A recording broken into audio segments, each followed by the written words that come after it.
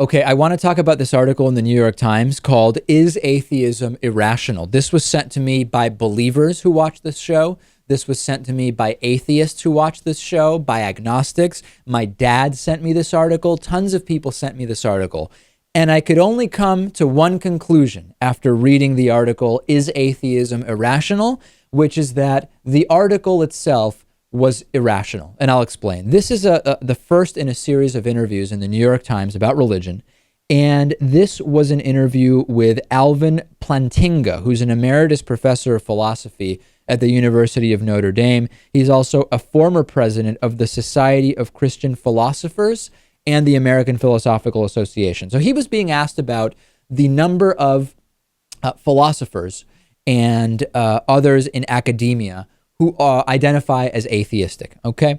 And he said that there are a large number, in saying that atheism may not be the most rational thing to believe, he said there are a large number, maybe a couple of dozen, pretty good theistic arguments, going on to say none is conclusive, but each, or at any rate, all of them together, are about as strong as philosophical arguments ordinarily get. So he was asked to support that and say, well, give us an example of one of the really strong theistic arguments that lend themselves to belief. And he said, well, here's one. Fine-tuning. Scientists tell us that there are many properties of our universe that, if they were even slightly different from what they are, life, or at least our kind of life, would not be possible. The universe seems to be fine-tuned for life. For example, if the force of the Big Bang had been different by 1 part in 10 to the 60th power, life of our sort would not have been possible. Same goes for the ratio of gravitational force, etc. This is vastly more likely given to theism than atheism.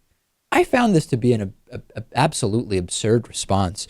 This completely misunderstands the concept of evolution. How does he know that we aren't living in the millionth attempt at a universe, and that the previous 999,999 didn't work for creating intelligent life or any kind of life, so that there was no one there to marvel at how the fine-tuning lends itself to a belief in God? I simply did not understand that explanation as a compelling reason to believe in a God. It's also just obnoxious because he's kind of capitalizing on everything scientists and people who seek knowledge have done for thousands of years. He's taking the information they've gathered, their knowledge, their numbers, and saying, oh, well, all this stuff you've done is just proof that this other thing might exist that I happen to believe in. He also goes on to argue that the most important ground of belief is probably not philosophical argument, but religious experience. He says many people of very different cultures have thought themselves in experiential touch with a being worthy of worship, essentially saying that they've had an experience that they had to identify as being an experience that touched or communicated with a God, and that because the people span such different ranges of cultures, how could it be that they are all wrong given their varied backgrounds? And to that I say, hold on a second.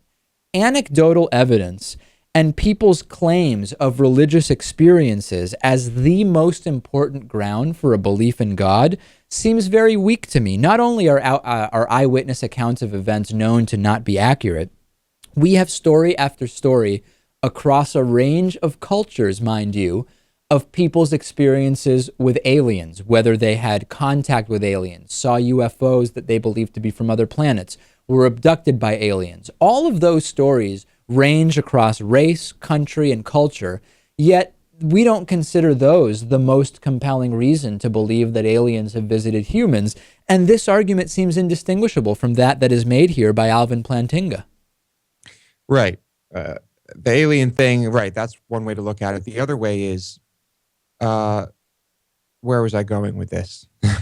I had it, David, I had a good one, and I just completely lost it. All right, we'll come back to it. Lewis losing his train of thought. It doesn't happen too often. So listen, I thought the article was weak, and to be clear, I am agnostic. I'm open to the idea. Oh, I got it, David. Go ahead, Lewis. Yeah. If these people had never even been told that there was this thing called God, or about religion, or about some divine creator. Would If it have was been a never- natural assumption on their Yeah, part? it right? never would have even been implanted in their brain, and I don't think they ever would have come to that conclusion after said experience. I want to be clear that I'm open to the idea of there being a higher power. You don't have to call it God. It could just be some kind of structure more powerful than we are, or that we don't understand. I've just seen no evidence of it yet. And until I do, I have no reason to believe that it exists. I am not saying that there is definitely no such thing as a God or higher power or bigger technological power. I'm open to that idea. Give me the evidence, and then I will explore that. I am only basing my view on the evidence we have and the observations that I can make. And that is where I am. And I was not swayed in any way by the contents of this article. Let's take a break. Send us your thoughts on this story and on any other story. Go to davidpakman.com/membership to sign up for our bonus show and other great perks. We will be back. I have an excellent book recommendation. It's been a little while since I made one of those. And we have an excellent, excellent interview for you today.